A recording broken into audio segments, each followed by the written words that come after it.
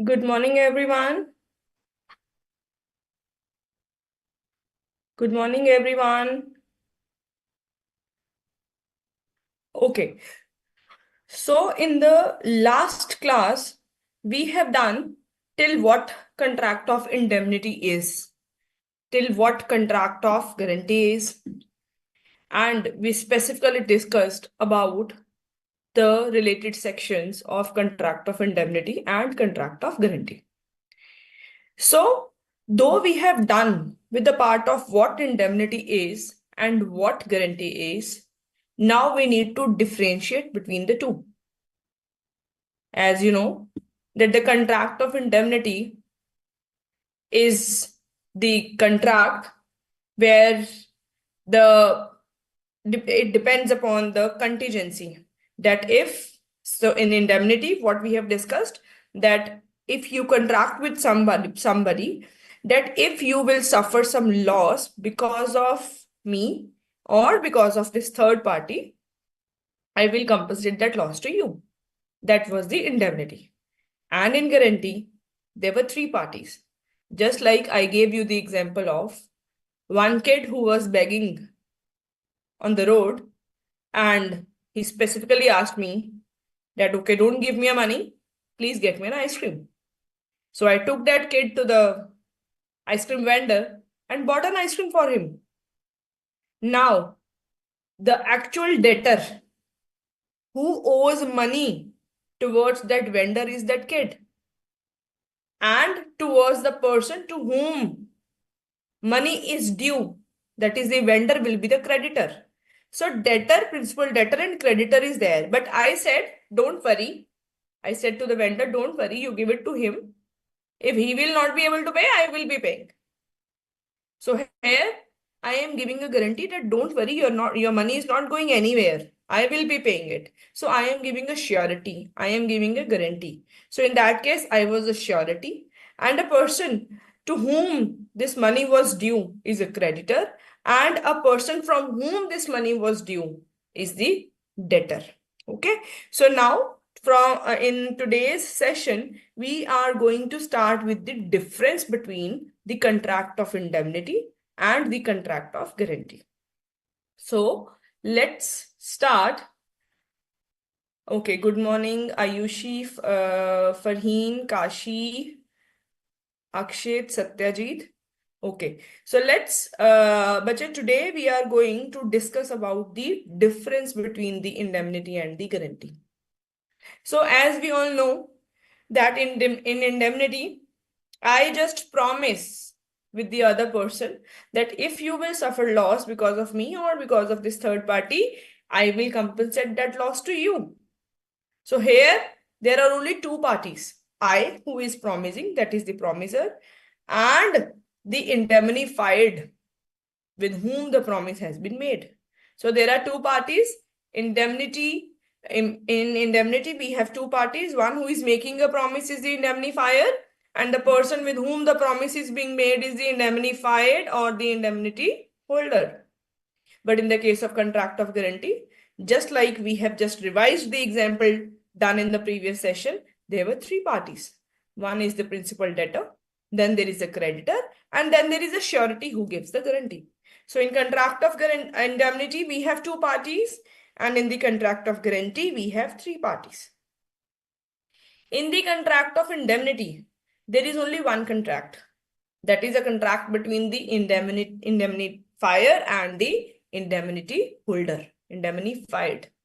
But in the contract of guarantee, if you remember, we discussed that there will be tripartite contract, that is three contracts. जिसमें one contract was with the, I'll just show you the slide again.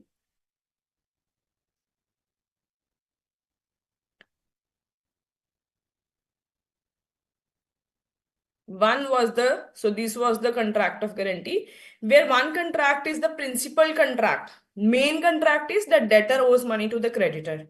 So one contract is that debtor owes money to the creditor. Secondary liability, if debtor will not be able to pay, creditor will ask money from the surety. This is the secondary contract. And the third contract was the implied contract. Nowhere, even if it is nowhere written in the contract of guarantee, that if the surety will pay on behalf of debtor to the creditor, surety can take the reimbursement from the debtor. Even if it is not written anywhere, it is implied that if the contract of guarantee has been entered and the surety instead of debtor has paid to the creditor whatever was due, it is the implied contract between them that if there is a contract of guarantee, it is implied that if the surety is paying on behalf of the debtor, surety can reimburse that amount from the debtor. So if debtor is not paying it to the surety can go to the court of law and ask the debtor to pay me a money which I have paid on his behalf to this particular creditor. Debtor will say, we did not enter into any contract. He cannot ask for. Court will say, though there is not express condition in your contract of guarantee, you have not mentioned this in your contract of guarantee, but where there is a contract of guarantee and the surety has paid on your behalf to the creditor, it means now you owe that money to the surety because surety has paid whatever was due from you to the creditor. Surety has not paid anything which was due from himself. Surety has paid on your behalf. Surety has fulfilled your obligations. Now you have to fulfill the now you have to reimburse whatever surety has lawfully paid on your behalf to the creditor. So in the guarantee, we have 3 contracts, but in the contract of indemnity, we have only 1 contract. यहां तक किसी को कोई doubt बचे? Good morning everyone.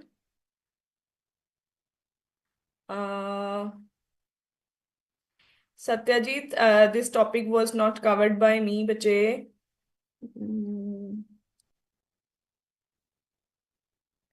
Ma'am in case of fraud by debtor to surety and creditor. Kashi, बच्चे आपके doubts आगे slides में कवर हो जाएंगे, ठीक है? Okay. Next difference between indemnity and guarantee.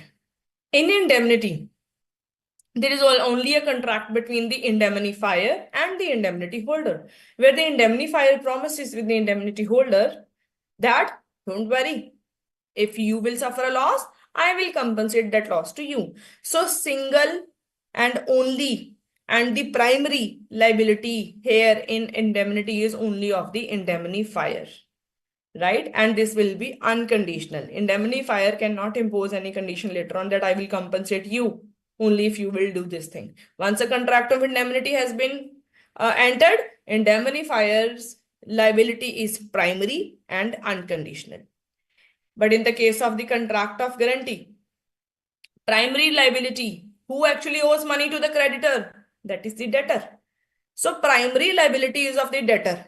But yes, if the debtor will not pay, then the secondary liability will be of the surety. Bache, make this thing very clear in your mind that in the contract of guarantee, in the contract of guarantee, actually the amount is due from the debtor to the creditor. Actually, the amount is due from the principal debtor to the creditor. So surety will pay this amount to the creditor only if debtor fails to pay this amount, because the primary liability is of the debtor only. Debtor owes this money. So if debtor will fail to give this money, only then the surety will be paying this money. Here I am talking about the primary liability and the secondary liability. So surety will be primarily liable, but this surety will be the secondary. Surety will be secondary liable, right? But bache, it doesn't mean that the creditor cannot directly sue the surety. I'll give you the example. For example, A owes ₹1,000 to B. A is the debtor, B is the creditor. Now C is the surety, who gave the surety to creditor, that is B, that if A, debtor, will not be able to pay you, I will pay you. So now if A fails, this C, surety, will pay to the creditor, right? But they say this is true, that the primary liabilities of the surety and the secondary liability of the primary liabilities of the debtor and the secondary liabilities of the surety. But it doesn't mean that if this debtor fails to pay this money, this creditor can sue the debtor to give the money. This creditor can directly sue the surety to give the money. So though they said liability is primary liabilities of the debtor, and if he will fail, only the secondary liabilities of the creditor. No doubt in that. But they say it doesn't mean that the creditor cannot directly sue the surety. Creditor, instead of directly filing a case against the debtor, he can directly file a suit against a case against the surety here. Now they say liability of the debtor is primary. Obviously, first he'll ask money to be paid by the debtor, right? Creditor will ask debtor to pay the money. If he will fail, only then he will ask the surety to pay the amount. Now, they say liability of the principal debtor is primary and that of surety is secondary. And surety's liability is conditional also. Conditional also means surety can impose a condition that obviously if debtor is not able to pay, only then I will pay. But in indemnity, indemnifier cannot say so because indemnifier is the only person who will be liable. So he is primarily liable and he is unconditionally liable. Now, when the liability starts?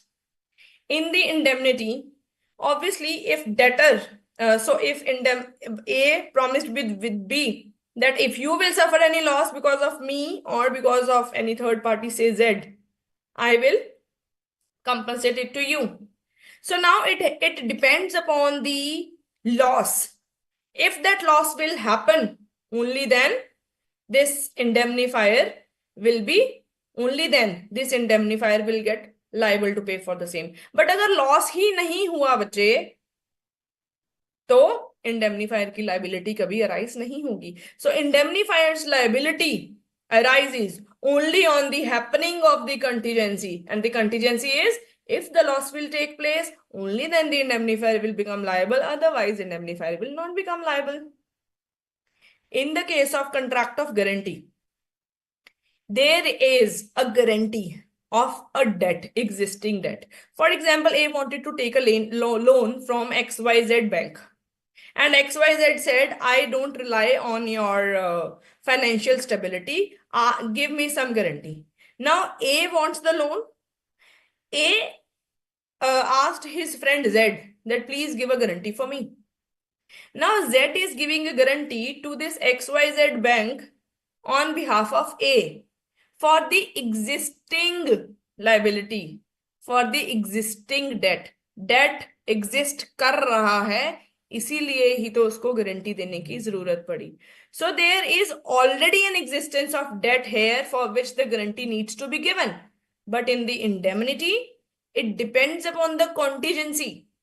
It depends upon the contingency. If that loss will happen, he will be liable. If that loss will not happen, they will not be liable. In contract of guarantee, there is already existing debt for which the guarantee has been given. Yes, if there will be a failure to repay that debt, only then the surety will be liable. The surety will become liable only when there will be non-performance or the non-payment of the existing debt. The debt was already existing. That is why the guarantee was required to be given. That is why here it is written, arises only on the non-performance of an existing promise or non-payment of an existing debt. Existing word is written because of this reason only. Any doubts till now, bache?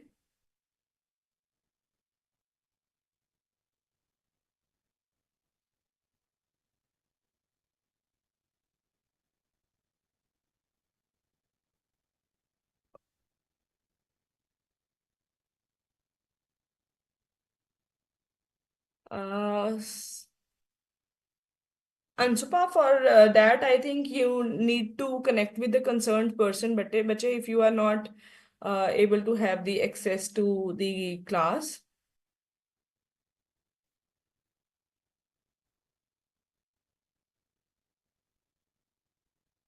Right, let's move on to the next difference. Contract of indemnity. When the time to act comes in the contract of indemnity, they said once the contract of indemnity has been entered between the indemnifier and the indemnity holder, एक बारी indemnifier and indemnity holder में contract हो गया जिसमें indemnifier ने promise कर दिया indemnity holder के साथ that I will compensate your loss if you will suffer because of me और because of third party. Now, whenever that loss will take place, indemnifier will act out of its own. Out of his own, he will act. The indemnity holder now need not to request again the indemnifier that, okay, now I have suffered a loss, please compensate it to me. No. Once the contract has been entered into between the indemnifier and the indemnity holder need not to request the indemnifier that please compensate me, now the loss has happened. It is the duty of the indemnifier to do that out of his own because the contract has been entered into.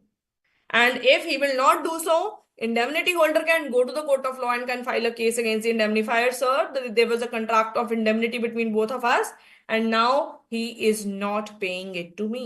He need not to request the indemnifier here. But in the contract of guarantee, if A wants to take loan from XYZ Limited, XYZ Bank, but XYZ Bank does not trust on the XYZ Bank is not trusting on the financial stability of the A and asking some guarantee. Here A, that is the debtor, will request some Z person to become a surety for him.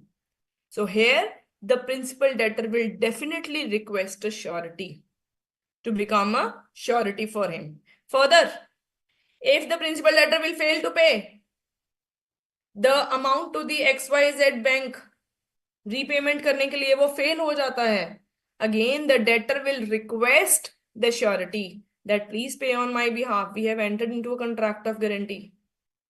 Please pay on my behalf. So there is a factor of request in guarantee, but in contract of indemnity, it is not there. So in the contract of indemnity, once the loss has happened, the time to act for the indemnity holder starts. But in the contract of guarantee, time to act for the surety only starts if the debtor requests surety that I am not able to pay, please pay on my behalf. So this is the time to act difference. And next is right to sue third party. Right to sue third party means right to file a case against the third party. Okay. In this, first we will be discussing about the contract of guarantee. They say surety can proceed against the principal debtor in his own right as he gets all the rights of the creditor after discharging the debts. Surety can proceed against the principal debtor. Surety principal debtor के against suit file कर सकता है because जब इस surety ने creditor को जो भी डेटर से एक्चुअली ड्यू था वो श्योरिटी ने पे किया, तो डेटर से ड्यू था क्रेडिटर को, वो जब श्योरिटी ने पे किया तो क्रेडिटर के पास जो भी डेटर के अगेंस्ट राइट्स थे वो सारे के सारे surety के पास आ गए. Now surety will step into the rights of the creditors. For example, I'll just give you the example and please keep this example in your mind because in the coming slides also we will need to refresh this example. Okay, and we need to relate it with that thing. So what it is saying, it says, for example, when A took a loan from XYZ bank, A gave his house on mortgage to XYZ bank as a security, as a collateral security, that you keep my house and once I'll repay it to you, you give my house back to me. But XYZ bank said, okay, you are giving me surety, that's fine, but we need a guarantee also. So A requested his friend Z to become a surety for him. Now what happened? On the date of the repayment, A failed to repay this amount to bank. Now when A failed to repay this amount to bank, he requested the surety, that please pay on my behalf. You are a guarantee. You gave a guarantee for me. You are a surety for me. Surety now paid this repayment. Surety did this repayment to the bank on behalf of the debtor here. Now they said if the surety is paying the debts to the XYZ Bank Limited on behalf of the debtor, whatsoever rights this creditor was having against a debtor, these rights will definitely shift to the surety now. So if the house was given on mortgage to this bank, the house by this bank will not be given back to the debtor. This house will be given to the surety. Now, surety can use this house as a security to take the money from the debtor, which this surety has paid on behalf of this debtor to the creditor. So now this surety will step into the shoes of the creditor. Whatsoever the creditor was holding against the debtor, now these rights will shift to the surety because the surety has discharged the debts which were actually due from the debtor to the creditor. So here, if now here surety, if this house will not be given to the surety, this surety can file a suit against the debtor that please ask him to do the repayment of all the sum I have paid to the bank on his behalf. And meanwhile, please ask him that till the time he will not be able to reimburse me for all the debts what I have paid to this creditor on his behalf. Till that time, please ask him to give that house on mortgage to me as if I am a creditor now. So now here surety is having a right to sue the debtor. So surety can proceed against the principal debtor in his own right as he gets all the rights of the creditor after discharging the debts. But in the indemnity, it doesn't work. Because in indemnity, there is only a contract between the indemnifier and the indemnity holder. There is only a single contract and only two parties. There is no third party. They have not entered into a contract with any of the third party. So there is no privity of contract. There was the implied contract between the surety and the debtor.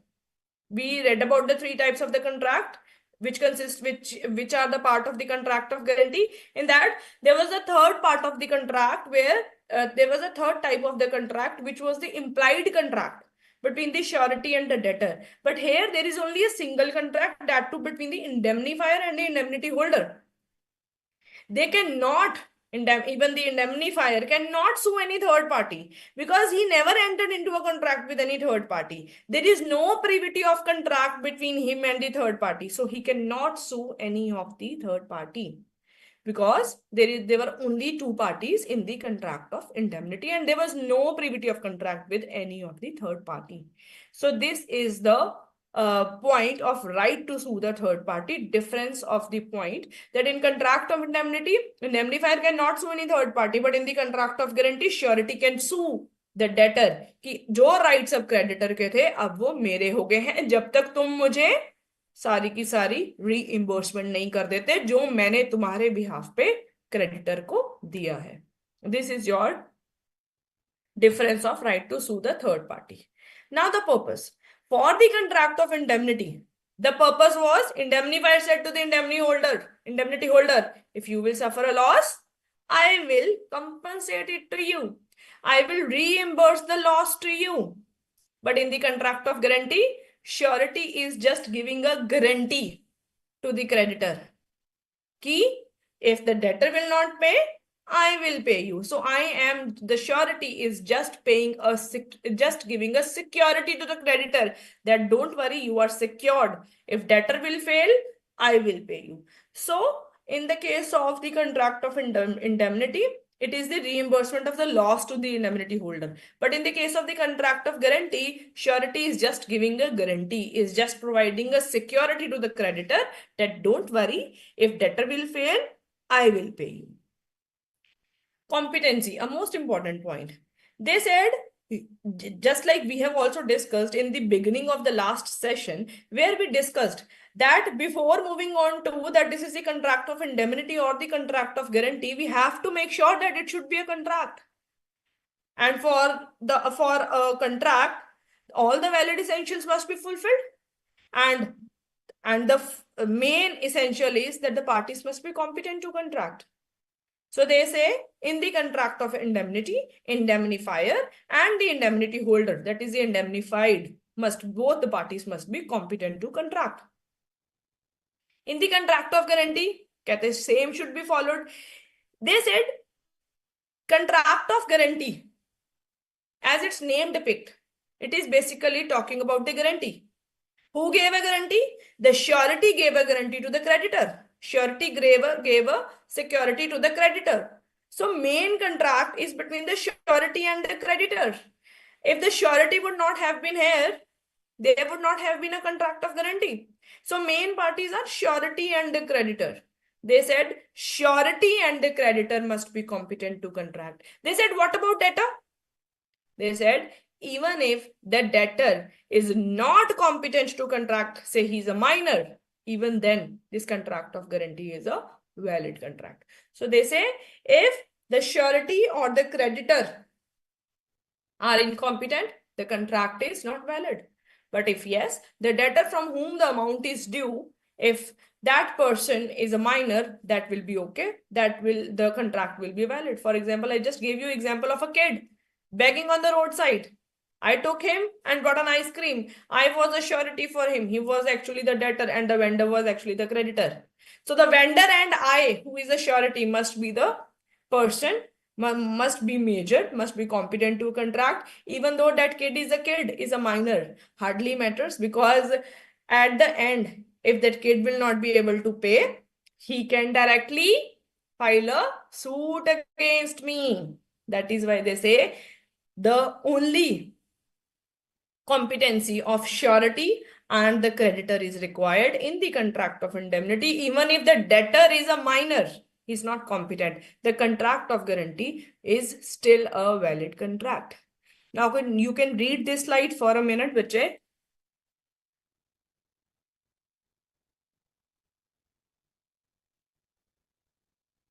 Just a second.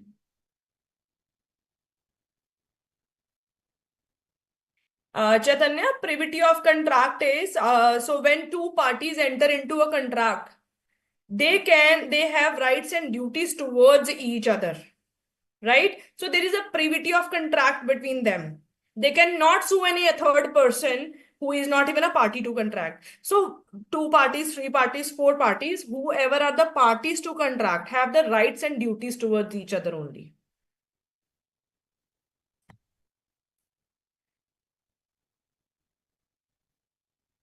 Ma'am, what if, not guarantee बचे ma'am, what if surety and creditor दोनों की death हो गई and both of them don't have families? बेटे फिर उसमें तो ना तो क्रेडिटर है, ठीक है, ना ही उसके लीगल रिप्रेजेंटेटिव्स हैं, आप कह रहे हो उनकी फैमिलीज भी नहीं है। ऐसे ही जो श्योरिटी है, वो खुद भी नहीं है और अब उसकी फैमिली भी नहीं है। तो बेसिकली ना तो जिसकी तरफ से पैसे ड्यू थे, ना तो वो अब है, और जिसको सू कर सकते थे ना वो अब है, तो ट्रांजैक्शन ही खत्म हो जाएगी।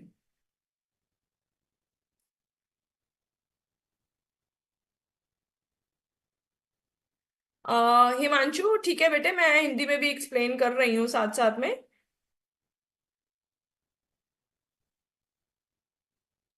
Satyajit, which amount you are talking about, बच्चे? Who will pay the amount? Which amount you are asking?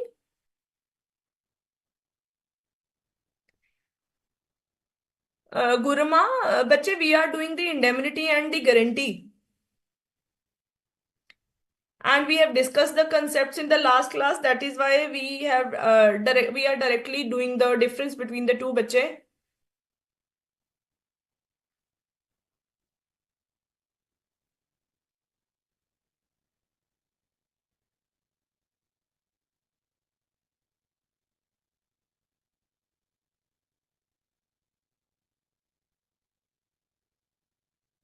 Satyajit, can you बच्चे please repeat your okay, your doubt is clear. Okay.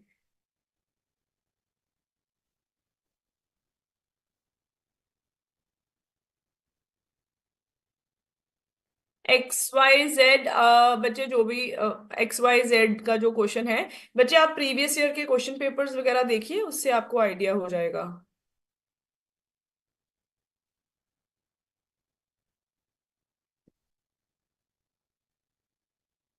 Okay, Somil is asking, what if surety or guarantee fails to pay? In that case, bete jo creditor hai, so you have entered into a contract with the creditor and you are a surety and you have entered into a contract. In the contract, why we have made a contract? Because the only agreements were not enforceable in the eyes of law. So to enforce it in the eyes of law, to make it existing in the eyes of law, so that we can go to the court and ask for the remedy, we have made it a contract. So in the contract of guarantee also, this is contract. So if the surety will fail, first obviously the debtor has failed, and if the surety also failed to pay, this creditor can file a suit against the debtor or the surety or both to recover this amount. Now this amount can be recovered from their assets, right? Whatever will be the order of the court. But because this is a contract, that will definitely can be enforced through the court of law.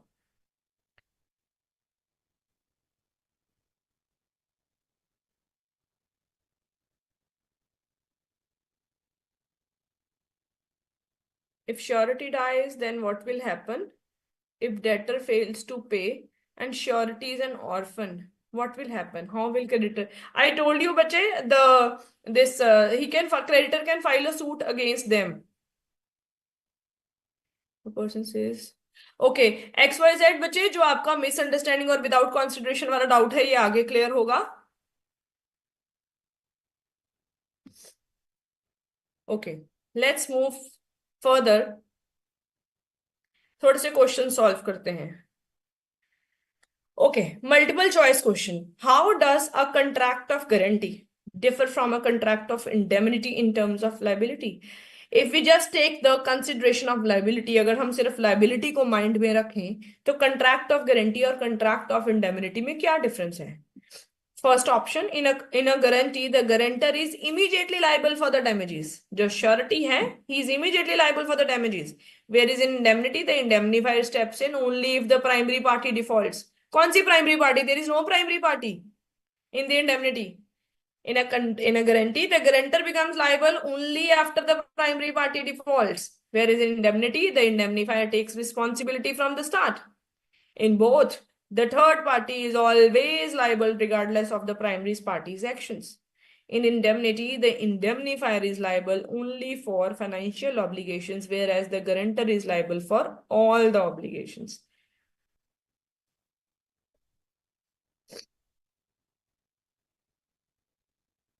Yes, it's B. Everybody is answering rightly. Okay. Riya, Farheen, Krish, Ansupa, Natasha. Okay. Everybody is answering rightly, Vijay. Let's move on to the next question now. Which statement correctly differentiates between indemnity and guarantee? Indemnity involves two parties, guarantee involves three parties.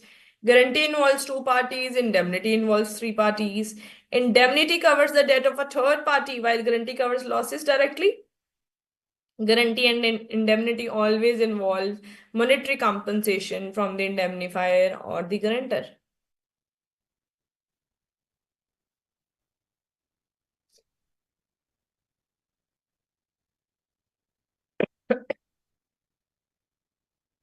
Yes, it's A. Nandini, it's A, bache.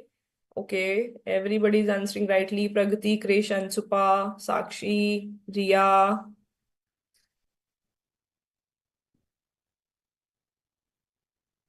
Okay. Let's move further to the next question, bache. Okay. In this question, they say A agrees to sell goods to B. A agrees to sell goods to B on the guarantee of C. C is a surety and A agrees to sell goods to the B for the payment of the price of goods in default of B. तो अगर B default करेगा, who will pay? C will pay because B is a debtor, C is a surety, A is the creditor. Is the agreement of guarantee valid in each of the following alternate cases? They say, we have already discussed that in the contract of guarantee, the main parties is a surety who can be sued by the creditor. So the creditor and the surety must be major, must be competent. Debtor is or is not hardly matters.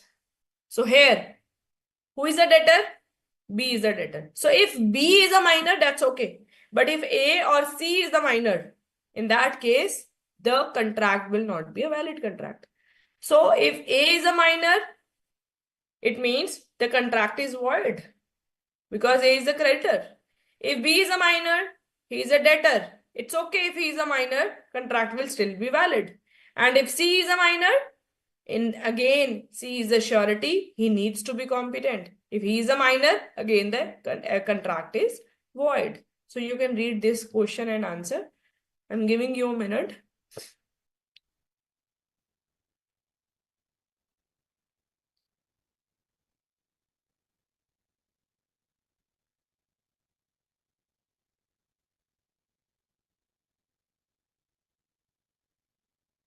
You can read the rest of the answer also.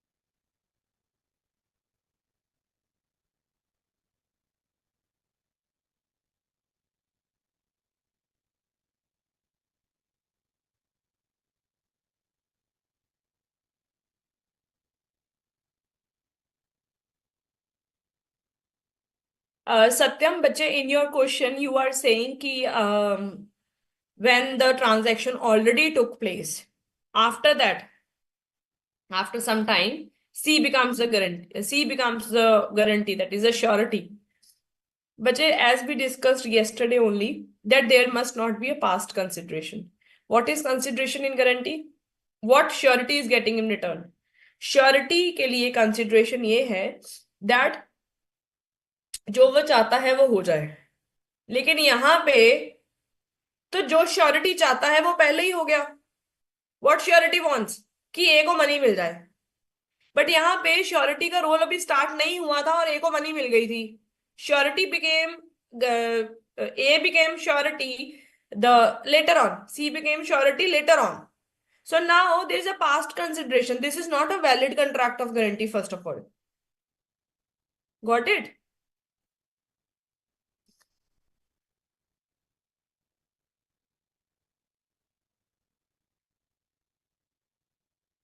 Okay. Let's move further, bache. Okay, be attentive. This is very important. What it is saying? They say in the contract. So a contract of guarantee was entered into where, so these parties, so for example, two persons agrees with a third person to undertake a certain liability. So two persons co-sureties bane, and these two persons when became a co-sureties gave a guarantee to the third party, third person for someone. Now these two persons agrees with a third person, that is the creditor. These two persons are the co-sureties. They agrees with the third person, that is the creditor, to undertake a certain liability. To undertake a certain liability means if he will not pay, we will pay. They entered into a contract of guarantee with the creditor. Right? This was the first contract. And in the second contract, these two persons entered into a contract with between them. So these two persons entered into a second contract where these two persons said that one will be liable only on the default of the third person. Let's see the example first. आपको तो समझ आएगा. They said Amir and Barkha make a joint and several promissory note to Chetan. Aamir and Barkha ने एक promissory note promise किया that I will pay you to Chetan, right. Now Aamir and Barkha are liable to Chetan. Two persons entered into a contract with a third person, that is Chetan. This was the first contract, that if there will be a default, so not default, Amir and Barkha will be liable to pay to Chetan. It's a normal contract that we will pay you. Amir and Barkha said, we will pay you to Chetan. This was the one contract.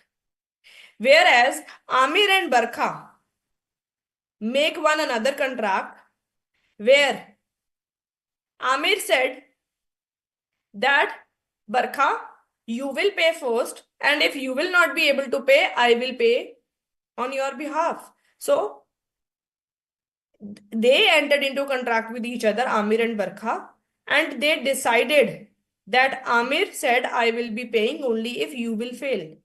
So in the second contract, Amir became a surety and Barkha became a debtor. So now they say, even if about this second contract, Chetan knows or doesn't know, hardly matters. Chetan can file a suit against Amir and Barkha considering the first contract only. Because Chetan says, मुझे second contract से कोई connection नहीं है, ये आपस में जो मर्जी एडजस्टमेंट करें, मेरे साथ इन्होंने यही कंट्रैक्ट किया था कि जब लाइबिलिटी अराइज होगी ये लोग मुझे पे करेंगे. So simply let's see the crux of it. For example A and B ने सी के कुछ पैसे देने थे, तो ए एंड बी ने सी के साथ कंट्रैक्ट किया कि हम तुम्हें पैसे, तुम्हारी लाइबिलिटी दे देंगे. ठीक है, ए एंड बी ने सी के साथ कंट्रैक्ट किया, हम तुम्हारी लाइबिलिटी दे देंगे. दे सेड सी ए के अगेंस्ट सूट फाइल कर सकता है, सी बी के अगेंस्ट सूट फाइल कर सकता है, सी ए एंड बी दोनों के अगेंस्ट सूट फाइल कर सकता है, इररिस्पेक्टिव ऑफ द फैक्ट. इस चीज से कोई फर्क नहीं पड़ेगा कि चाहे ए एंड बी ने आपस में एक और कंट्रैक्ट एंटर किया हो जिसमें ए बी के लिए श्योरिटी बन गया हो, दैट इज बी की प्राइमरी लाइबिलिटी होगी और ए तभी पे करेगा अगर बी फेल होगा. They said C can ask A directly, C can ask B directly, C can ask both. क्या कह रहे हैं? कहते हैं इस पे कंट्रैक्ट ऑफ गारंटी वाला ये पॉइंट नहीं लगेगा. कौन सा point? That C need to ask a money from B first, who has become the debtor in the second contract, and then he can ask money from A because he is a surety. They said this contract where one became a debtor and the other became a surety was a contract between them. C कहता मुझे कोई लेना देना नहीं है because they both entered into a contract with me. अगर हमने payment नहीं करी तो तुम हमसे पेमेंट ले जाना. अब सेकेंड कंट्रैक्ट इन दोनों ने आपस में एंटर किया जिसमें एक डेटर बन गया और एक श्योरिटी बन गया, जिसमें ए ने बोला बी को मैं तभी पे करूंगा अगर तुम फेल हो जाओगे. बेसिकली बी को डेटर बना दिया, ए श्योरिटी बन गया, पर ये कंट्रैक्ट उनका आपस में हुआ. This C was never a party to this contract, second contract. तो कहते हैं सी को चाहे पता हो कि इन दोनों ने सेकेंड कंट्रैक्ट एक एंटर किया था जिसमें एक डेटर और एक क्रेडिटर बन गए थे, चाहे पता हो चाहे ना पता हो, hardly matters. This C can ask any of them primarily to pay. Otherwise, in the contract of guarantee, what happens is you have to ask money from the debtor first, and when he fails, he can ask from the surety.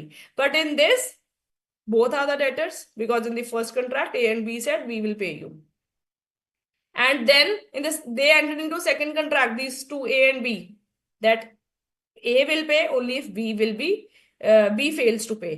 So here this third C was never a party to this second contract. Though he knows this thing about the second contract or doesn't know about this thing, he can file a suit against the B A or both. In the same way, it is written Amir and Barkha promised with Chetan and signed a promissory note that we will pay you. Now Chetan can ask money from Amir, can ask money from Barkha, can ask money from both of them. Irrespective of the fact that Amir and Barkha entered into one another contract where Amir said to Barkha, I will pay only if you will pay. In this, Chetan was never a party to this contract. In the second contract, Chetan was never a party to this. So even if Chetan knows that there is such kind of contract where Barkha has become a debtor and Amir has become surety for him, irrespective of the fact, Chetan can file a suit against Amir or Barkha because Chetan was never a part of this second contract. So let's see what is written here. Amir and Barkha make a joint and several promissory note to Chetan, where they promise to Chetan that we will pay you. Right? Now both are the debtors here. And second contract they entered, Amir and Barkha only are the parties to the second contract, where Amir makes it as a surety for Barkha, that if Barkha will fail, Amir will pay. And Chetan knows this at the time when the note is made. Chetan knows that there is such kind of contract between Amir and Barkha, but Chetan was never a part of this contract. So Chetan can file a suit against both of them. The fact that Amir made note as surety for Barkha was in knowledge of Chetan, though it was in knowledge of Chetan. But it is not an answer to a suit by Chetan against Amir upon the note that Chetan can recover amount from Amir and Barkha as well. कहते now, even if the Chetan will ask directly money from Amir, Amir cannot say I am a surety, you first ask money from Barkha. No, because Chetan will say you both entered into you both gave me a promissory note. I can sue you, I can sue her, I can sue both of you. So if I am even suing you directly, you cannot say that I am only a surety because you became a surety with Barkha in the other contract where I was not a party to contract. So you cannot impose the concept of privity of contract on me. So first contract is where two persons said to third person, we are liable, we will pay you. In the second contract, these two persons agrees with each other that one of them shall be liable only on the default of the other.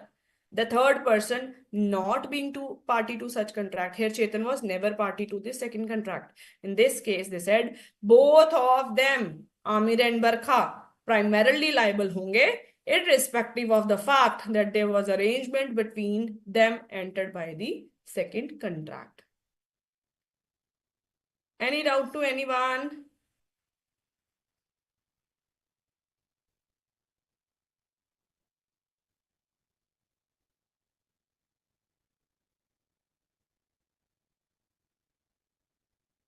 Can you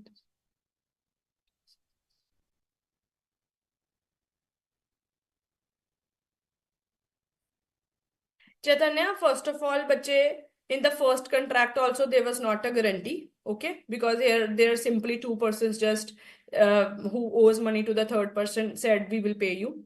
There was never a first guarantee. It is just a normal contract where two persons said, okay, we owe money to you, we will pay you.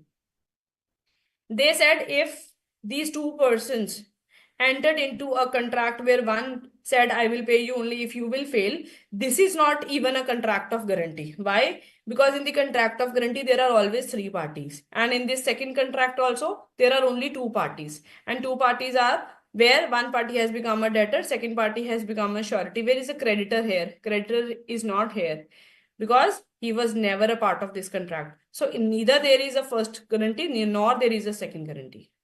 Is that clear?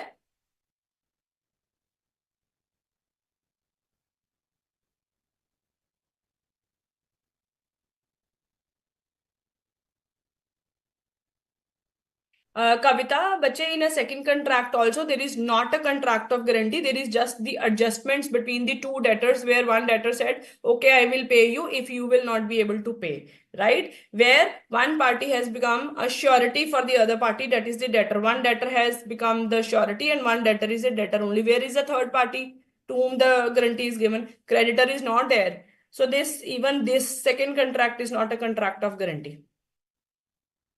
Is that clear? Please read this slide, bache, carefully.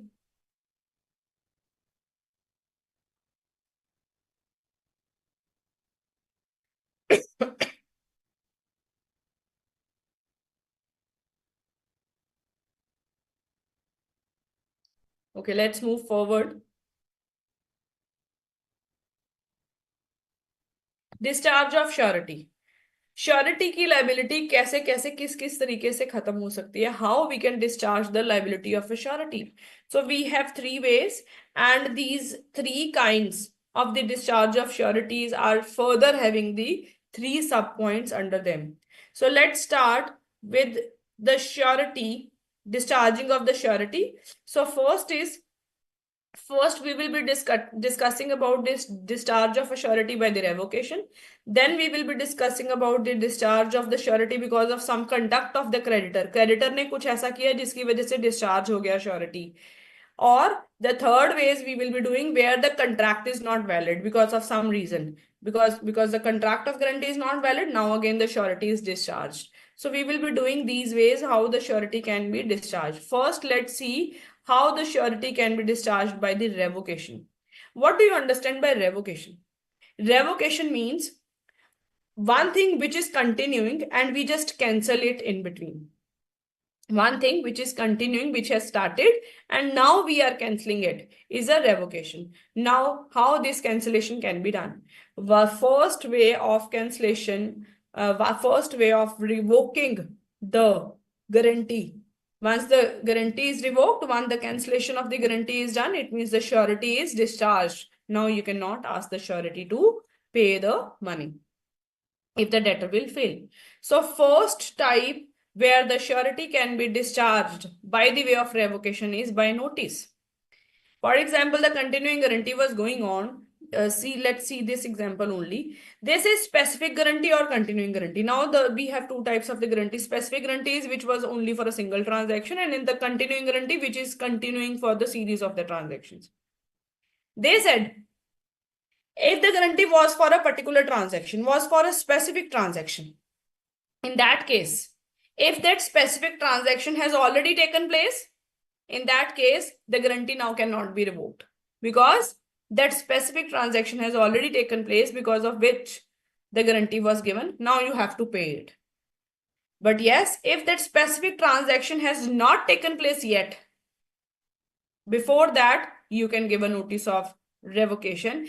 And if the notice of revocation is given before that transaction, in that case, surety is discharged. So in the case of specific guarantee, that is for the specific transaction, if the transaction has already accrued, you cannot give a notice of revocation.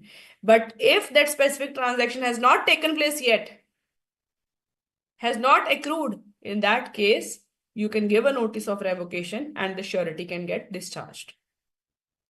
In the continuing guarantee, the guarantee was for the series of transactions and you gave the notice of revocation.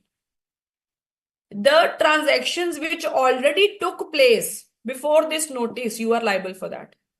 But the transactions which you gave, the transactions which took place after the giving of the notice by your side, in that case, for the further future transactions, you are discharged from your liability.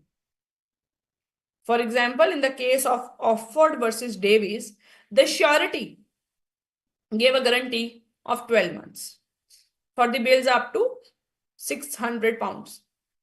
So surety said that I will be giving a guarantee for 12 months up to the amount of £600. But even if the first transaction did not take place and he gave a notice of revocation that I am no more liable, this is my notice. Despite this, creditor continued to discount the bill and debtor defaulted. Creditor asked the surety who gave a guarantee. Surety said before the first transaction only I gave you a notice of revocation. I am no more liable because these transactions are the future transactions to my notice. When I gave the notice, after that these transactions took place, I am not liable for any of the payment because before the first transaction took place, I gave you a notice. So even though it's a continuing guarantee, had it been the situation that the first transaction took place, after that the notice of revocation was given, in that case, the surety would have been liable for the first transaction only, but not the transactions which took place after the notice of revocation was given. Is that clear? How by notice the cancellation of the guarantee can be done and surety can be discharged. This is the first way of the discharging the surety by revocation. How first type of the cancellation can be done, that is by notice. Any doubt to anyone so that we can move forward with Jay?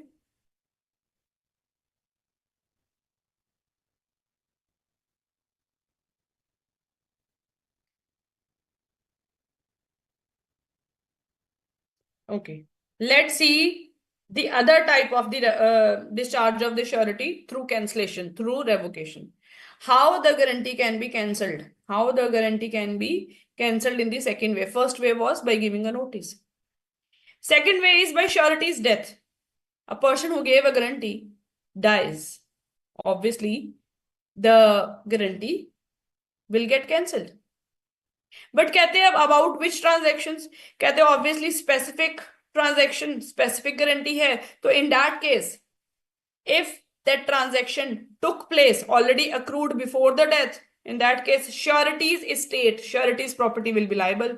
In case that transaction, single transaction, specific guarantee के case में, if that single transaction, specific transaction did not take place and surety died, in that case to the future transactions revocation will work. Now surety's estate will not be liable.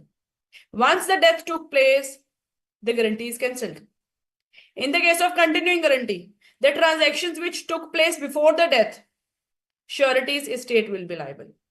But the transactions which took place after the death, that is the future transactions, for the past transactions, surety's estate remains liable. But the transaction, the default which took place after surety's death, he is not liable because it is to the future transactions and revocation took place at that very moment. Cancellation took place at that very moment when he died. Let's see the example. A provides a continuing guarantee for his son B's business loans. So A gave a guarantee for his son B for the loans for the business, ensuring that if he will do a default, A will pay for his son's default. Now A is a surety, B is a debtor, and bank is a creditor. Now A passes away during the loan period. A died during the loan period only. Now they say A will be liable. A is a surety. A's estate will be liable to all the past transactions which took place before his death. But the future loans given by the bank after his death, A's estate will not be liable for the same. So the loans which took place before his death, word is loans, not a single transaction. It's not a loan. I'm talking about a continuing guarantee. So the loans which were given before A's death, A's estate will be liable. But the loans which were given after A's death, A's estate will not be liable. So this is the second type of the discharge of a surety by revocation, by cancellation. You can read it.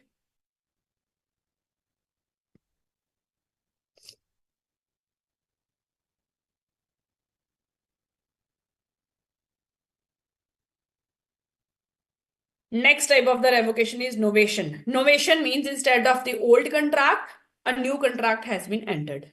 In that case, the old contract's guarantee will automatically get cancelled with the new contract's guarantee. Where the consideration is all the parties discussed with each other and did an adjustment for each other. Consideration is whatsoever they get in return for each other. All the parties, that is surety, creditor, debtor, what they get in return? That the cancellation of the old contract and the new contract has been entered into. So if the new contract has been entered into, the old guarantee gets cancelled again by revocation, by cancellation. Old guarantee will be revoked and the new guarantee will be valid now. For example, A contractor, entered into a contract with C, the project owner, where B gave a guarantee to C that don't worry, A will perform well and you complete your project XYZ. Now the guarantee was for the project XYZ. Later on, they changed the contract. Later on, all the parties, they word is written.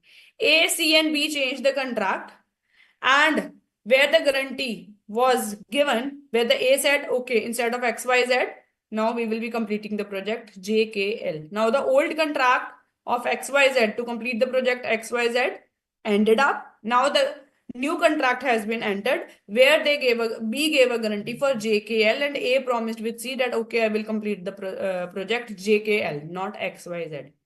Now, because the old contract is ended up, the guarantee for the old contract also ends up by the innovation, by the new contract, where the project completion JKL has been discussed, has been decided. Now, the surety will be liable if A will not be able to complete the JKL project. He will not be liable for the non-completion of XYZ project because the XYZ project contract was cancelled and discharged B from the liability for XYZ. And now B is a surety and only liable for the project JKL. Now here again, B is discharged as a surety by cancellation, by revocation of the old contract. And for the old contract, now he's not liable, but yes, for the new contract, he is still liable. This is a discharge of a surety by revocation. Let's see the other mode where creditor ने कुछ ना कुछ ऐसे किया जिससे कि surety discharge हो गया, श्योरिटी की लायबिलिटी डिस्चार्ज हो गई. सो फर्स्ट क्रेडिटर ने what creditor has done, a contract which was entered between the debtor, creditor and surety, the terms of the contract were changed later on by the creditor. So if any change in the contract is done by the creditor without the consent of the surety, surety will say, you have changed the contractual terms, I am no more liable. Variance, change in the terms of the contract. Once the contract is made, it should not be changed without the consent of the surety because surety is giving a guarantee. If you are changing it, it means it will affect the surety's right. Because ये चीज मत भूलना, जब भी एक contract of guarantee होता है और श्योरिटी अगर डेटर की जगह सब कुछ पे करता है तो श्योरिटी के पास वो सारे के सारे राइट्स आ जाते हैं जो एक क्रेडिटर के पास थे उस डेटर के against. So for example, A एक डेटर है, he borrowed $1 lakh from C creditor. So A ने सी से कुछ बोरो किया 1 lakh rupees and B surety guarantees the loan under the original agreement. B became a surety and there is the original agreement where A borrows money $1 lakh from C creditor and B became a surety. Later A and C, that is creditor and debtor, agrees to extend the repayment period without B's consent. B का consent लिए बिना ही इन्होंने repayment time को extend कर दिया कि A थोड़ा सा बाद में भी मुझे पे कर सकता है. अब इससे क्या हुआ, जो surety है उसका भी रिस्क बढ़ गया और उसको जो राइट जल्दी मिल जाना था वो अब लेट मिलेगा.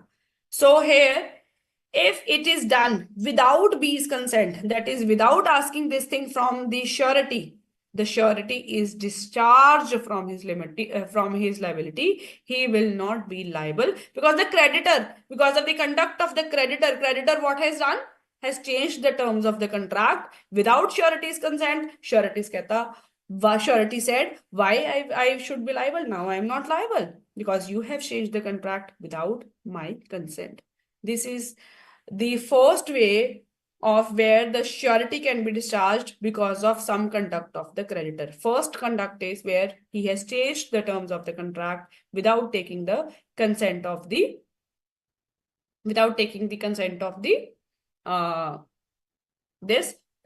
surety here. So this is your first type of the discharge where it has taken place because of the conduct of the creditor. Next, discharge of a surety by conduct of the creditor. Again, what creditor has done? If the creditor has released or discharged the principal debtor. If the creditor said, so there was a contract where A gave a loan, where A took a loan from B, A is a debtor, B is a creditor, and C gave a guarantee. Now what happened? This was the contract Now what happened? B, creditor, enters into a new contract with the debtor, where B said, you are released, I will take the money from the surety. No, primary liability is of the debtor here. They said if you entered into a new contract where you have released the debtor, surety's liability is coextensive with the debtor's liability. We have read this in the previous session. जो debtor की liability होगी वही surety की liability कहलाएगी. They said, okay, you have entered into a new contract without my consent. First, second, here what you are doing, you are releasing the debtor. If you are releasing the debtor, you are discharging him, and if you are discharging him, I am also released because my liability is coextensive with the debtor only. If debtor is not liable, you have entered into a new contract with the debtor where you have released a debtor, I am also released. Discharge of a surety by again the conduct of the creditor where creditor entered into a new contract. इसकी example करते हैं. A principal debtor owes money 50,000 to C. So C is a creditor. B is the surety for A's debt. If C decides that I will release A, principal debtor, from the debt, B, the surety is also discharged because B's liability is coextensive. That is, surety's liability is coextensive with A. Whatever is the A's liability, B's liability will be the same. So if A is released, B is also released. Why this has happened? Because of the conduct of the creditor. What creditor has done? Creditor has entered into a new contract where he has just released the debtor. Or creditor has done any act. Act means to do something. Omission means not to do something. So creditor has done something or not done something which was required to be done by him. So one is act, you do something, or omission is you do not do that thing which was required to be done by you. तो creditor ने कुछ ऐसा किया जिसकी वजह से principal debtor release हो गया. इसका एक बेस्ट एग्जांपल है, नेक्स्ट क्वेश्चन में करेंगे, आपको समझ आएगा. A contracted with B for a fixed period that he will construct a house for B. So B is a creditor who owes a duty. A owes a duty that he will construct a house. So A is a debtor, B is a creditor. But for that, B said, I will supply you a raw material. B said, I will supply you a raw material. A said, okay, I will complete your house. Now A is a debtor, B is a creditor. Now B had to do something, that is to supply the raw material, but he omitted. He did not supply this raw material. C was a guarantee for A's performance, that A will perform well and A will construct a house for you in this stipulated time. But here, if B is not supplying the material as per the agreement, in that case, if B is not supplying as per the agreement, A will not be able to complete the house. So A is discharged, and if A is discharged from the liability, debtor is discharged, surety will automatically get discharged. So here it's an omission on the part of the creditor to supply the raw material. So what it is saying, that if the conduct of the creditor is such that he has omitted to do something, the legal consequence of which is the discharge of the principal debtor. If he will not be able to supply the raw material, A will definitely get discharged from his promise to construct a house. And if A is discharged, C, the surety, will definitely get discharged because again, the liability of the surety is coextensive with that of the debtor, that is A. Now you can read this descriptive question. I have already explained it to you.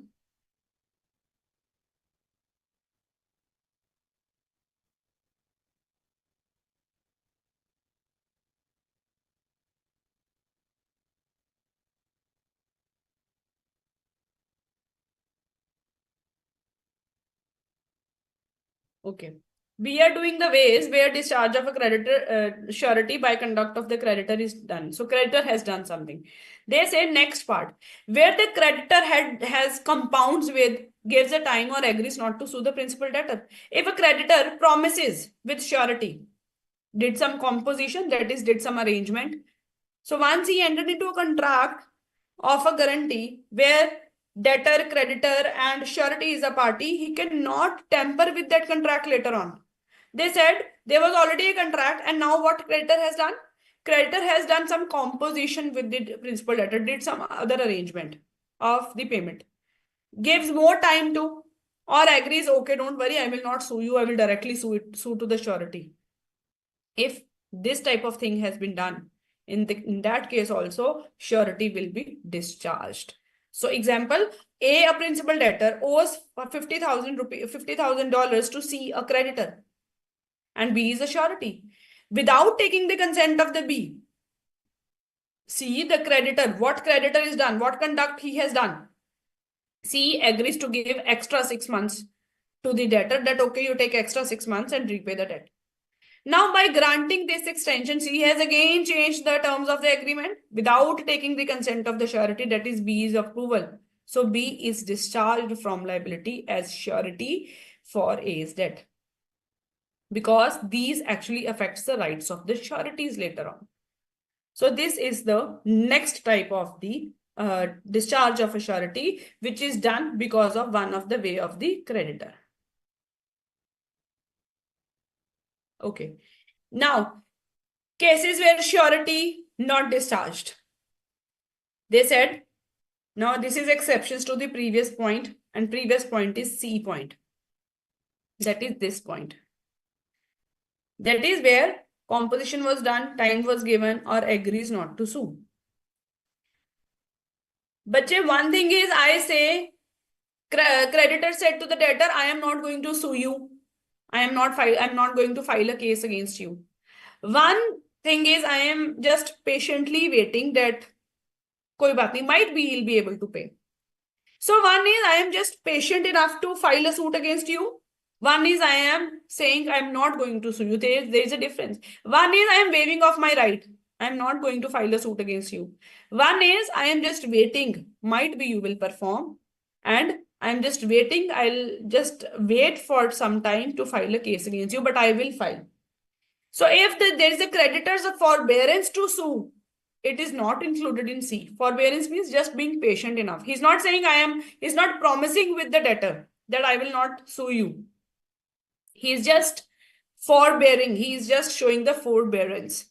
And that is not included in that. So that will not the discharge of the surety. He's just waiting. He is not promising with the debtor that I will not sue you. If he is promising, it means the surety will get discharged.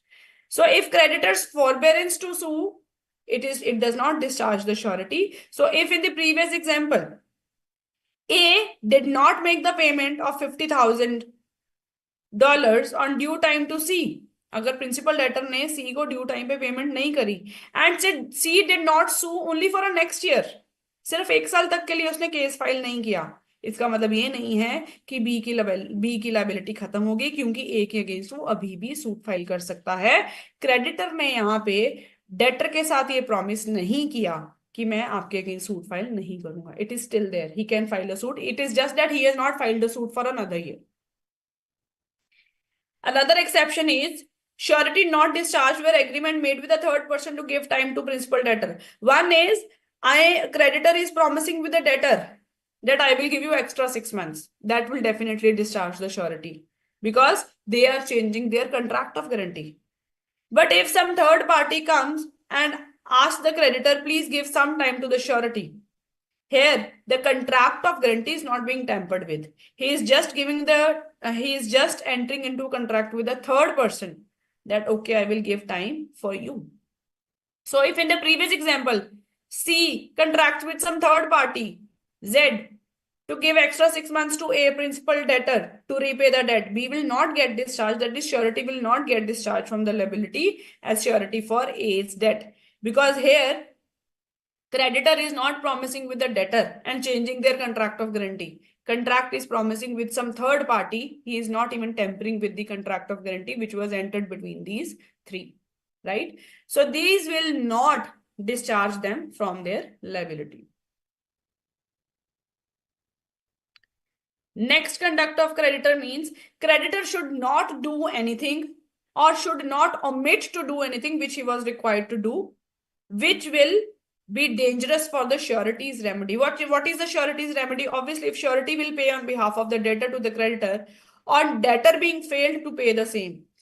All the rights of the creditor will shift to the debtor. Debtor will step into the shoes of the creditors and will be having all the rights against the debtor what the creditor was having. But if creditor has done something which will affect the remedy of the surety later on, surety will get discharged. For example, A owes money to C. A ने C के $30,000 देने हैं and B is a surety. B surety है. If C accepts, that is creditor, accepts the partial payment only. Okay, instead of $30,000, you give me $15,000. For rest of the 15,000, you are released. Here, it is weakening the right of the surety also. And if it is affecting the right of the surety will definitely get discharged if this type of thing will happen. This is the discharge of a surety by conduct of the creditor. And what is the fourth type of conduct of the creditor which can discharge the surety? That is if he impaired with the surety's remedy. So this is the discharge. So first ways we have done with the discharge of a surety was done by revocation. That is by cancellation of the contract of guarantee by one or the other way. Then we have done discharge of a surety by conduct of the creditor कि अगर इन चार चीजों में से creditor कुछ करता है तो भी surety discharge हो जाएगा. Next, we are going to do this descriptive question. इसके बाद हम doing we will be doing that the discharge of the surety by the invalidation of the contract of guarantee. That this is the third type where the surety will again get discharged. But again, the reason must not be the revocation, that is cancellation, not be because of the conduct of the creditor. It will be because of the invalidation. The contract has become invalid. The contract of guarantee has become invalid. And if the contract of guarantee has become invalid, the surety is no more liable. So let's see what this descriptive question says. They said Sarthak was employed as a cashier in a bank with a salary of 50,000 rupees for a period of 3 years. And Mohit was a surety for Sarthak's good conduct, that Sarthak will do a good job. Mohit gave a guarantee to the bank. After 9 months, it went well. After 9 months, the bank's financial position deteriorates. Then Sarthak said, okay, you don't give me 50,000 rupees. I am okay with 40,000 rupees also, salary from the bank. So the contract has been changed. 2 months later, so after 9 months, the same went well. After 9 months, the contract was changed and he agreed with the 40,000 rupees salary. 2 months later, after 2 months, it was found that the Sarthak had misappropriated cash from the time of his appointment. That Sarthak has been misappropriating the cash from the time of his appointment. They got to know about after 2 months of the change of the salary, that is 40,000. Now they say a person who gave a guarantee, that is Mohit, will be liable up to the misappropriations done by the Sarthak till 9 months when the salary was 50,000 only. But after 9 months, when the salary was changed, there was a change in the terms of the contract. And after 9 months, when the salary was changed, surety is no more liable because that there was a change in the terms of the contract. He will not be liable if there is a change in the term of the contract. So for 9 months, there was no change. So 9 months tak jo misappropriation hua, he will be liable for the same. But after 9 months jo misappropriation hua, that is 2 months के लिए जो उसने और काम किया 40,000 salary पे, वो 2 months में जो misappropriation होगा, उसके लिए मोहित liable नहीं होगा. So you can read this descriptive question, बच्चे.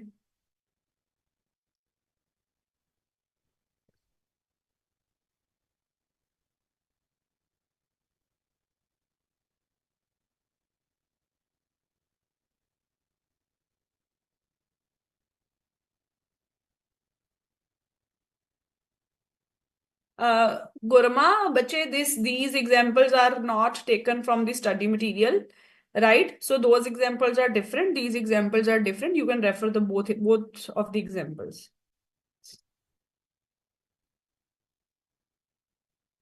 So because the salary from 50,000 to 40,000 was changed without the consent of the surety, so surety is not liable after the change of the salary, right?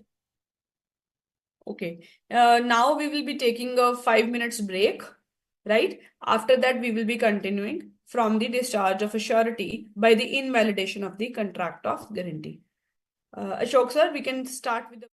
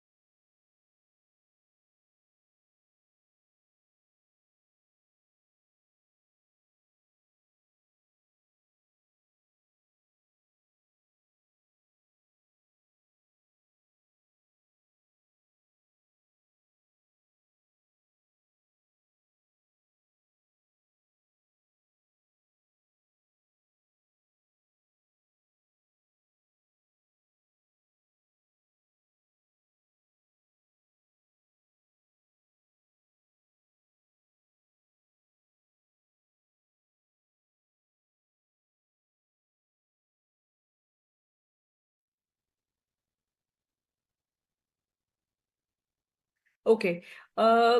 बच्चे Gurma revocation by notice is there in the notes, बच्चे. You can check the material online on ICAI BOS, right? And you will get the same revocation by notice there also. It is there.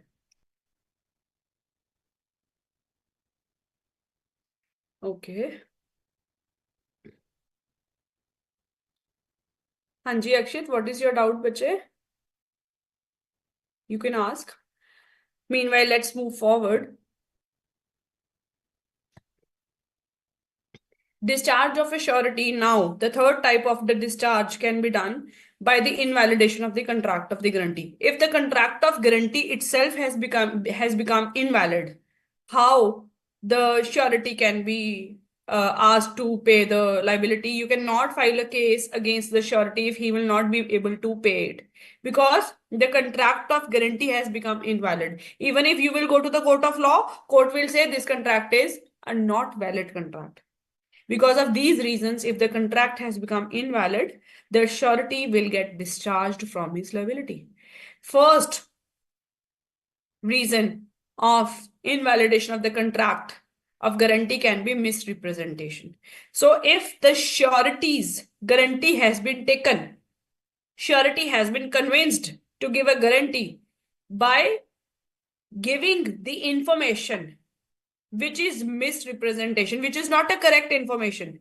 And the person, the creditor who is giving this information to the surety to become a surety, this creditor has a knowledge that this information is not a correct information. So if material part of the information is not given correctly, is misrepresented to the surety, and that's why surety, trusting on the information you gave to the surety gave a consent to become a surety will get discharged once he will get to know about that. Okay, this information was provided to me, that's why I gave a guarantee. But now, because I know this is not the correct information given to me, I am no more liable. The contract of guarantee will become invalid. So, for example, A wants to borrow $20,000 from C. So, A is a debtor, C is a creditor. But C wants a surety, C wants a guarantee. C asks B, please become a guarantee for A. So, C asks B to please become a guarantee for A. Now, C is a creditor, A is a debtor, and asking B to become a surety. C, to convince B to become a surety, falsely claims that A is having a very stable income and A is having a excellent credit, and C accordingly convinced A. But this was C accordingly convinced B. But in fact, this was false information. But he misrepresented B with this information to take a consent of B to become a surety. B became a surety. But when B got to know about that the creditor misrepresented me and gave me a false information that A is having a very nice credit history and he is having a good income. When he got to know about this, the contract will become invalid. And now, if a debtor will not be able to pay, C cannot file a suit against B, that is the surety, to recover this amount, and saying that he was a surety. B will go to the court and say to the court, sir, this contract was a contract of guarantee, no doubt, but this was entered into with the help of the misrepresentation, and the misrepresentation was done by the creditor. That's why I became a surety, but this information given was not the correct information. I am not liable because this contract of guarantee is not valid, because this was entered into on the basis of the misrepresentation given to me. So surety will get discharged here. So here the heading is the contract of guarantee has become invalid, because of which the surety is discharged. Now the contract of guarantee can become invalid because of the misrepresentation. Next, it can be because of the concealment, or it can be because of that the co-surety did not join. So here the second reason can be the contract of guarantee has become invalid. That is why the surety is discharged. And the contract of guarantee, why has become invalid? Contract of guarantee यहां पे invalid क्यों हुआ? क्योंकि surety से कुछ छुपाया गया जो मटेरियली जरूरी था श्योरिटी को बताना। सो उससे कुछ छुपाकर अगर उसका कंसेंट लिया गया to the contract of guarantee, और जब आने वाले टाइम में श्योरिटी को पता चलेगा कि ये तो मेरे से छुपाया गया था and it is important, it is material, in that case surety will be discharged, surety will no more be liable, and surety will say this contract was invalid because this contract was entered into because of the concealment, because of the concealment of the material circumstances, कुछ छुपाया गया. So the guarantee is invalid if the creditor obtains it by means of keeping silence. Creditor kept silent to the material circumstances and did not disclose the material thing to the surety. In that case, surety can invalidate the contract and will not be liable. This is covered under section 143. Example, a principal debtor, wanted to take a loan from C, a creditor, for $50,000 and ask B to act as a guarantor. C ask B, please act as a guarantor for A. C knows, the creditor knows that a debtor is having a pending law case against him, which can result into the major financial losses to A. It is possibility that A will not be able to pay because already उसके against एक case pending है और हो सकता है वो case हार जाए और उसको बहुत फाइनेंशियल लॉस हो जाए. पर ये बात सी ने बी को नहीं बताई. C did not disclose this thing to B. Otherwise, if B would have known this, he would have never given a guarantee. But here, B did not knew this and he entered into a contract of guarantee.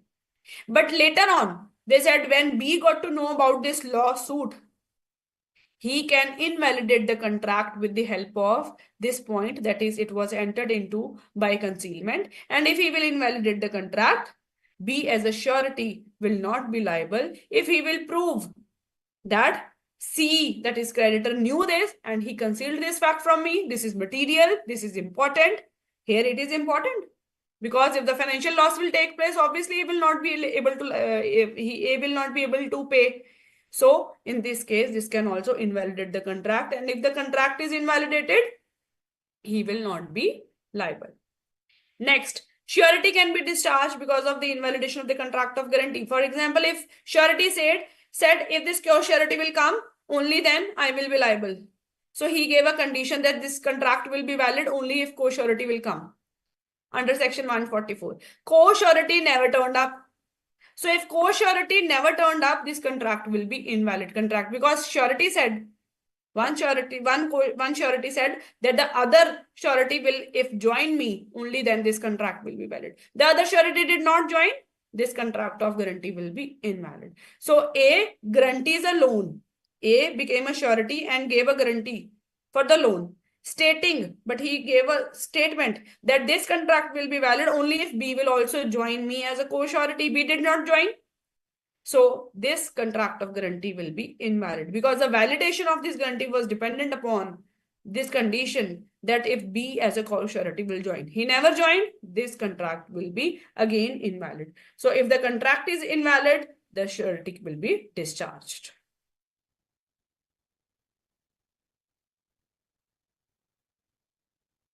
Let's do the multiple choice questions. Which of the following can discharge a surety from their obligations in a contract of guarantee?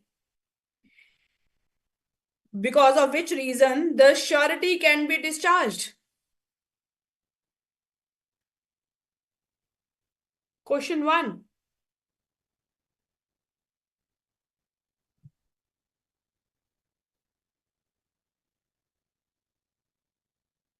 Yes, it is A. Good. Good. When is a surety discharged from liability due to the creditor's action? What the creditor will do from among these four which will lead to the discharge of the surety?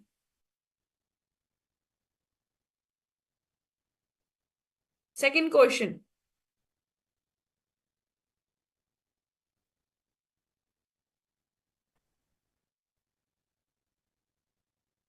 Very good. Manasvi and Chaitanya has answered it rightly. It's B. Okay, Riya, it's B. Ansupa, it's B. Kumar. Everyone, please answer. Kumar is saying it's B. Good. Palak is saying it's B. Okay, from your answers, it can be said that you are understanding the concept well. Okay, Natasha, it's B. Let's move on to the next question.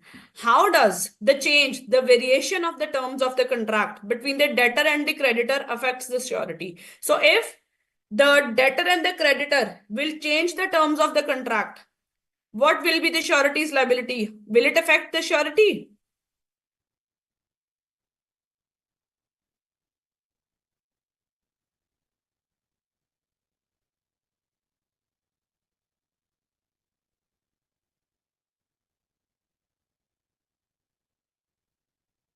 Yes, because without his consent, the terms are changed. So it means the surety is discharged. Very good. Riya, Chaitanya, Manasvi, Harsh, everybody is answering rightly. Pragati. Let's move to the next question. A surety can be discharged if surety का भी साथ हो सकता है चारों situations में से. When a surety can be discharged among these four situations.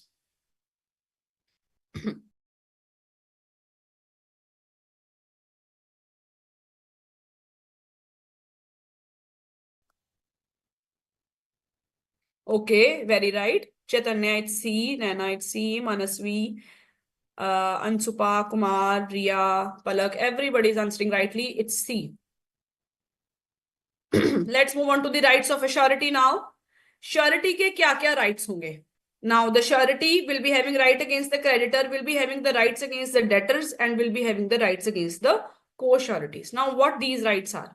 Surety is a person who will pay on behalf of the debtor if the debtor will fail to pay so. Now, this we have already discussed, in which I gave you the example that if the security has been given to the creditor by the A, but the creditor wants a guarantee also. So B gave a guarantee to this creditor, to this bank. A failed to pay, B failed on behalf of A. A also mortgaged his house. Here there is an example of pledging a car. So immovable ke liye, we used a word mortgage, and if there is a movable property, for that we use a word pledge.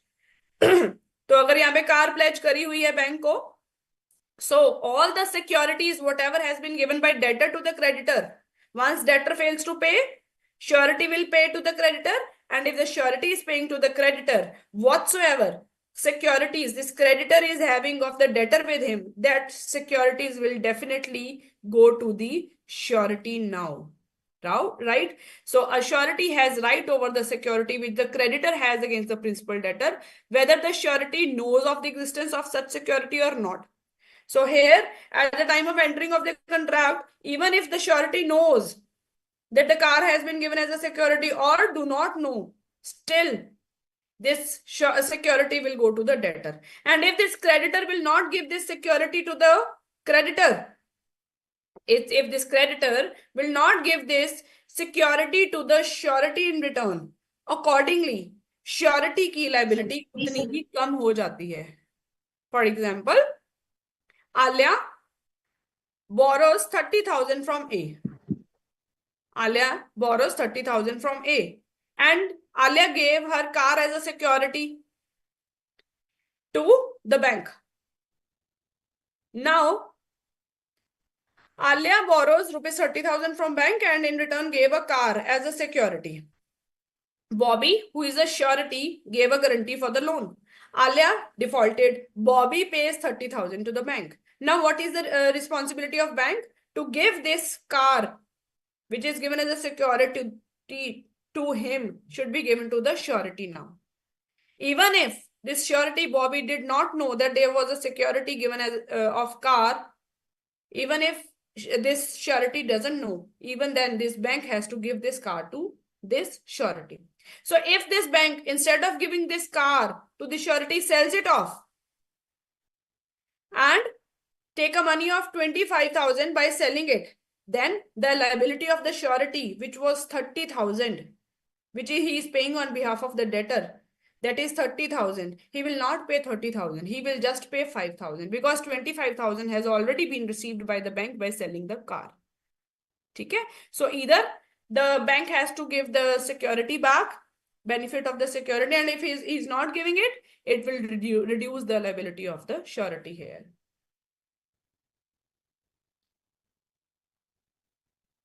Right to share the reduction. What it is saying? They say if the debtor has already paid something to you, the surety will reduce that. For example, here Mickey debtor borrowed 60,000 and Lala is a surety who gave the guarantee for the 60,000 loan. Mickey became insolvent, right? But still, bank is able to recover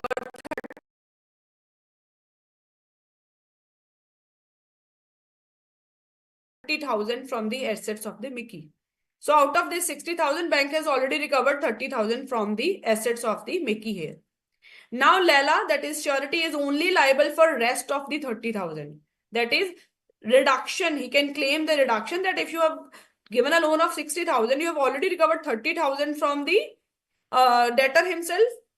Even if he has become insolvent, you have recovered 30,000 from his assets. Now I am liable for rest of the amount. So I have a right to share the reduction. So you have to reduce this 60,000 to 30,000 because 30,000 from the assets, I am liable for rest of the 30,000.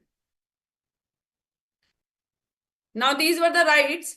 Now these are the rights against the creditor. So creditor से security मांगना कि जो security तुम्हारे पास है वो फिर मुझे दे दीजिए. फिर बोलना कि जितना पैसे तुमने डेटर से ऑलरेडी रिकवर कर लिए हैं उसको कम करके बाकी के मैं पे करूंगी, ये भी श्योरिटी का राइट है. नेक्स्ट श्योरिटी का राइट क्या है? To set off. For example, principal debtor Om owes bank 10,000 rupees, so he needs to give 10,000 to bank. Suhana is a surety, gave a guarantee for this loan. Now if bank can sue directly debtor, so if Om fails to pay, bank will come to the Suhana, that is surety. Now at the time of filing a suit, bank can directly file a suit against a debtor or can directly file suit against the Suhana. So bank filed a suit against Suhana after Om defaults. They said Suhana has a right to claim the set off. What is set off? If Om has already this bank already due the money 4,000 rupees is already due from bank by Om. Om ने भी bank से 4,000 रुपया लेना है. So in that case, Om is actually liable for rest of the 6,000 only. So Suhana, that is a surety, can ask for the set off. That okay, 10,000 was due to the debtor, but debtor also, you also owe 4,000 rupees to the debtor. Set it off. Now only 6,000 is due from the debtor. I am ready to pay the 6,000 rupees. So it is a right of the surety to ask for the set off. Only the amount which is liable to be paid by the debtor will be paid by the surety here. So if the creditor sues the surety, creditor files a suit against the surety that debtor has failed, now you pay me for payment of principal debtor's liability. Surety is having a right to take the benefit of the set off if that the principal had against the creditor. So if the debtor is having any credit against the creditor, the same can be asked to be set off by the surety also. Surety cannot be asked pay full 10,000 rupees. No, surety will say this amount, this 4,000 amount is due by the debtor from you also. Set it off, rest of the amount I will pay. Now this is the right to set off. These are the rights available against the creditor. Let's move on to the rights against the principal debtor. Rights of subrogation. Rights of subrogation means surety upon payment or performance of all that he is liable for.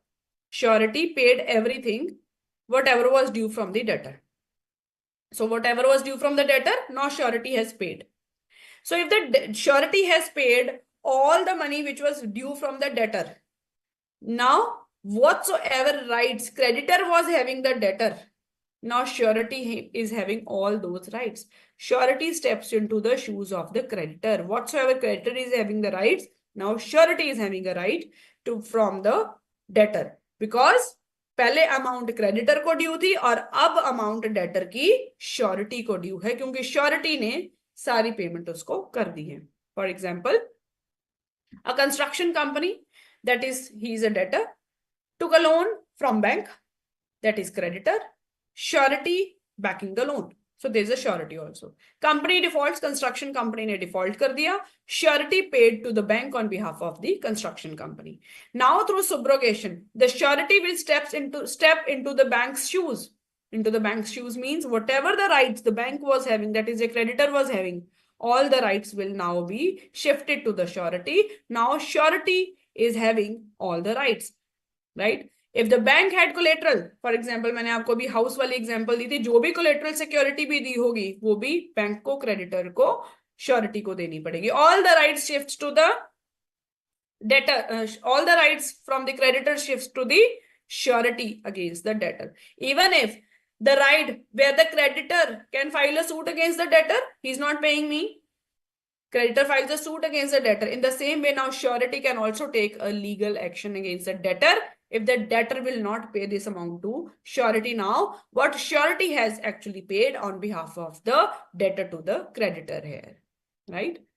This is the first right, that is right of subrogation, that is stepping into the shoes of the creditors. All the rights the creditor was having, now the surety will have against the debtor.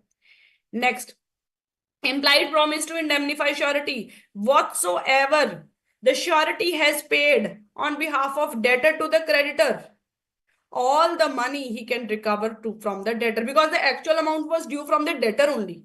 He has just played a part of the surety. He has just entered into a contract of guarantee, played a role of the surety for you.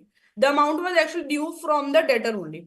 So whatsoever surety has paid on behalf of the debtor to the creditor, surety will be having a right to ask the debtor to indemnify him. जो भी यहाँ पे surety ने उसके behalf पे किया है, अब वो उसको रीइम्बर्स करेगा.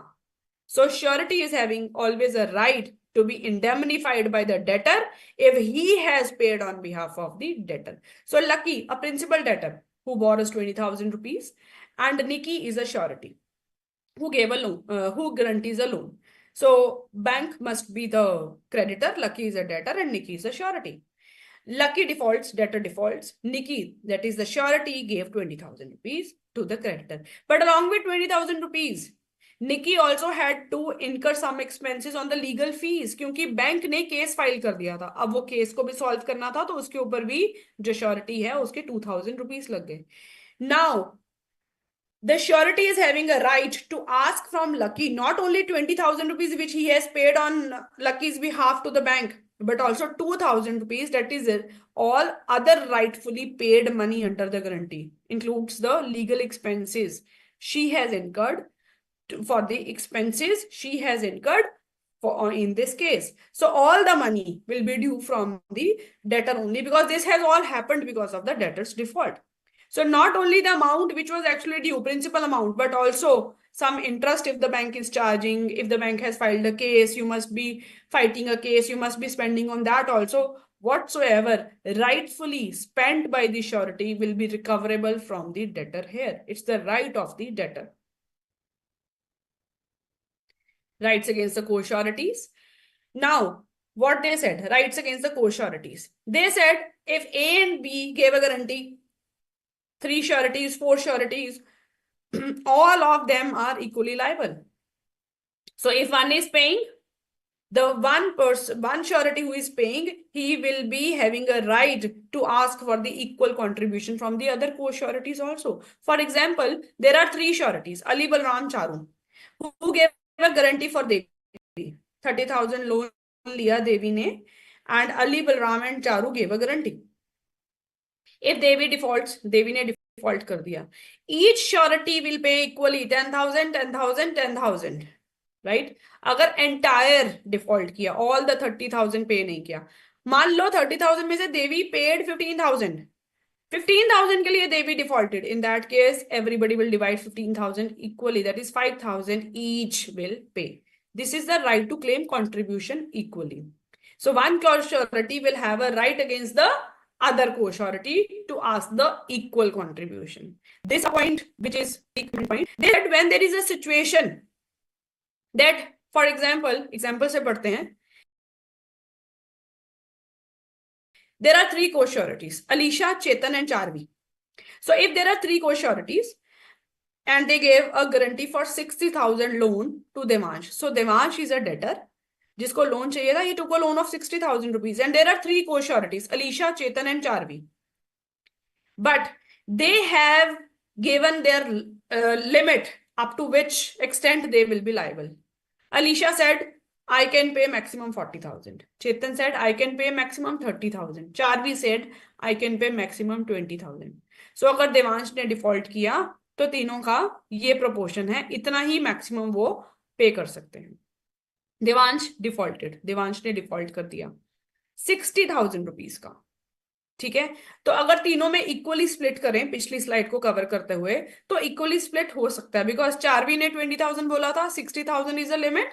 सो तीनों 20,000 रुपया कंट्रीब्यूट कर देंगे. 40,000 मैक्सिमम लिमिट थी, she can contribute, Alisha can contribute. Chetan की 30,000 was the maximum limit, he can also pay 20,000. Charvi की 20,000 ही मैक्सिमम लिमिट थी, तो she will pay entire 20,000. So this was possible where the loan was for 60,000. Say where there was a loan of 70,000 and Devansh defaulted. तो अगर हम इसको equally divide करें, it comes out to be 23,000 something. In that case, Charvi cannot work because Charvi said I will be bound only up to 20,000. तो अगर हम equally divide करें, it comes out to be 23,000 something. So what will we do? Charvi will pay entire 20,000 out of this 70,000. So 20,000 will be taken from Charvi because our maximum limit was 20,000, and rest of the money, that is 50,000. 70,000 minus 20,000 is 50,000. 50,000 if we'll divide between Alicia and Chetan. Alicia said I can pay up to 40,000. Chetan said I can pay up to 30,000.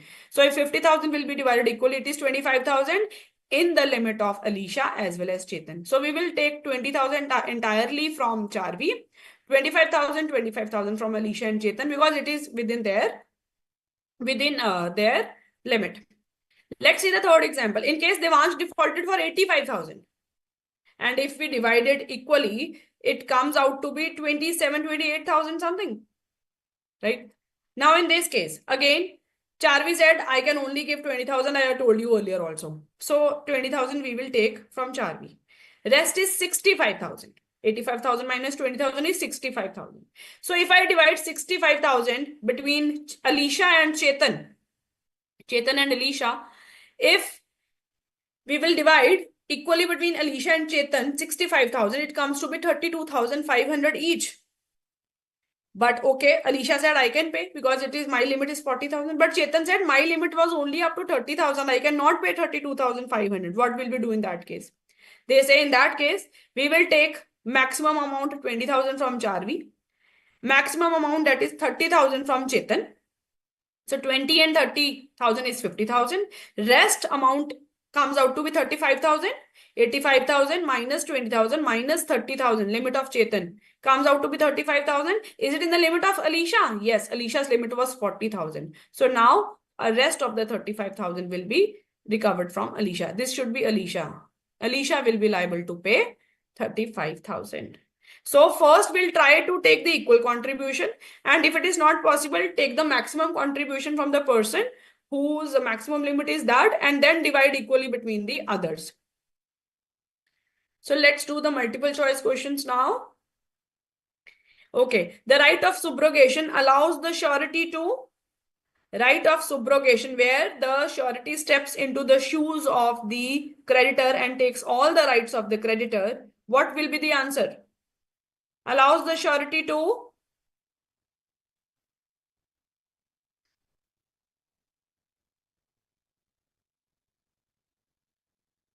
okay, Ria said it's B, Nana said it's B, Manasvi said it's B, Natasha said it's B. Okay, all right. Let's move on to the next question now. What is the right of indemnity in the context of surety? Surety के context में indemnity क्या है? Surety को reimbursement of loss होगा. What is indemnity? Reimbursement of the loss under the implied contract between the surety and the debtor. What will be the answer? Yes, Dana, it's A. What about others? Ashvika, it's A, bache. Okay, Ansupa, Palak, Natasha, Manasvi, Farheen, Sakshi. Everybody is answering rightly. Okay, let's move on to the next question. Which of the following is a right that the surety has against the debtor? Surety का क्या right है debtor के against? He can ask for.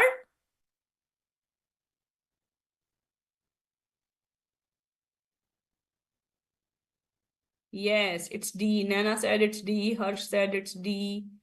Okay, Natasha, Ria, Ansupa, Farheen. Everybody is answering rightly. Good. It's the right of the indemnity where the surety will ask the debtor to indemnify her because she has paid on her behalf, on debtor's behalf. If there are multiple sureties for the same debt, there are number of sureties, there are co-sureties.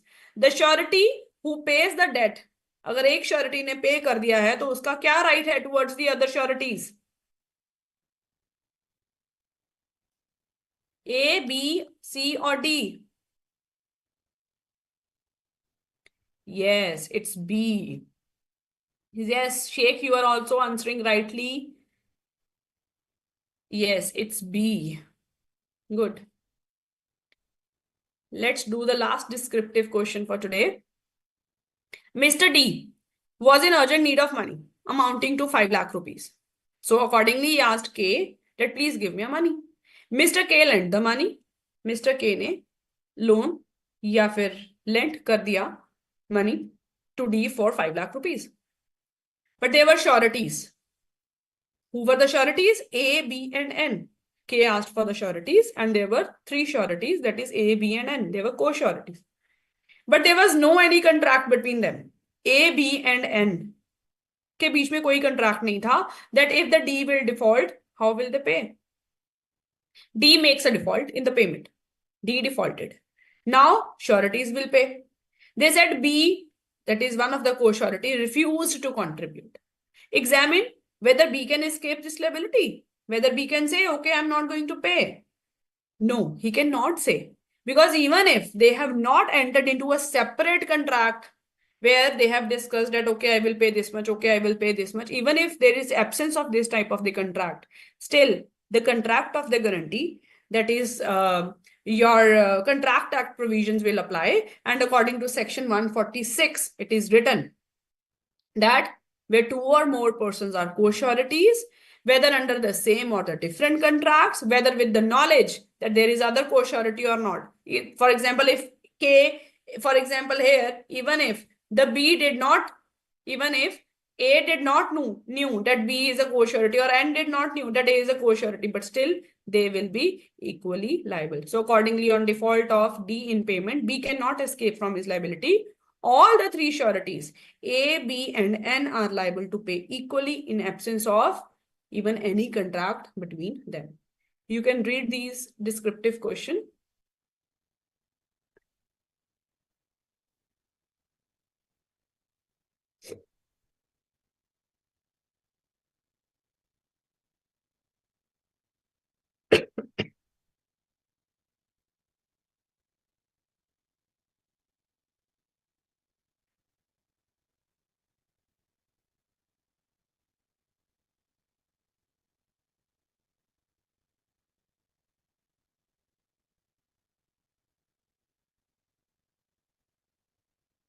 Okay, so for today, that's all.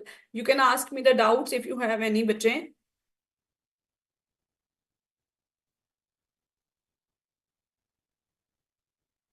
You can put up your queries or you can put up your questions in the chat box.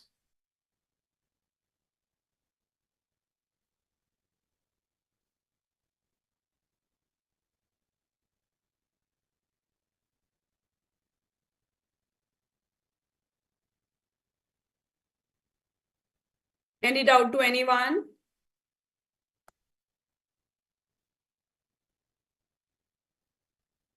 Chaitanya, can you please put up that doubt again, bache?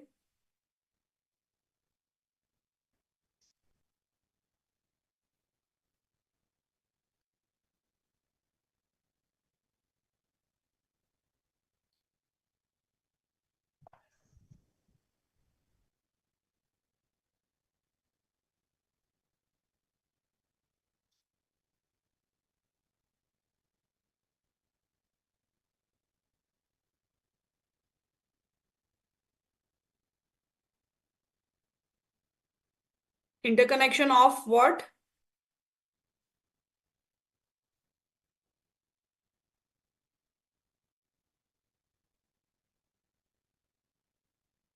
Okay, interconnection between indemnity and guarantee. Chaitanya, it's just that in indemnity, one is just promising with the other that I'll compensate you for any loss which you will suffer because of me or because of the third party. It is just the reimbursement of the loss. But in the guarantee, surety gives a guarantee to the creditor that if this debtor will fail, I will pay you. Right? Now, if the debtor will fail, I will pay you. Suppose debtor failed and surety paid to the creditor. And if the surety paid to the creditor, surety was not actually liable. Actually liable कौन था? Primary liability किसकी थी? Guarantee में debtor की. Secondary liability मेरी थी कि अगर ये नहीं पे कर पाया, I will pay.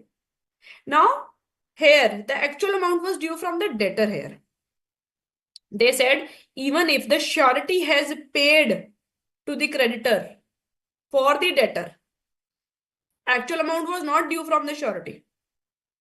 In that case, they say, whatsoever the surety has paid, he will have a right to ask for that money, whatsoever he has paid. Maybe, may it be the principal amount if it is a loan, may it be the interest, may it be some legal action has been taken by the bank and I am just resolving that legal issue and I am spending money on that also. Whatsoever rightfully I have spent to discharge the liability of the debtor, I will be having a right to ask for the reimbursement of the same. From whom? From the debtor only, because actually the amount was due from the debtor. Now, what I am asking, what right has been given to me that I can ask for the reimbursement of the loss which I have suffered because of the debtor, because debtor was not able to discharge the liability. That's why I was supposed to. So I have done that. Now I have a right to ask for the reimbursement of the loss from the debtor. So if I say the contract of indemnity, it's the implied contract, not expressly entered into. It's the implied contract. It's a part of the contract of the guarantee. Where in the contract of guarantee, there are three, contract of guarantee consists of the three contracts. And third type of the contract, third part of the contract of guarantee is implied contract, never actually expressly entered, but right has been given in the law. So that is why it is taken as the implied contract, where the law has put up this right for me and duty towards duty for the debtor to pay that money to me. So this right has been given by the law. This right is known as right of indemnity, right? That I can ask the debtor to indemnify me.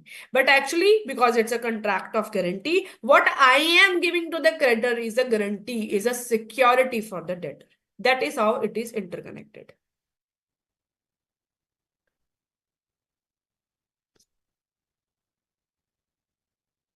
Okay, Chaitanya, I hope you understood it better now. Any doubt to anyone else, bache?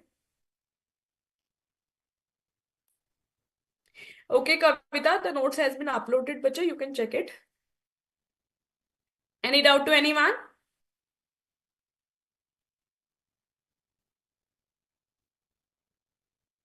Okay, so let's end up with the class then. Thank you so much, everyone.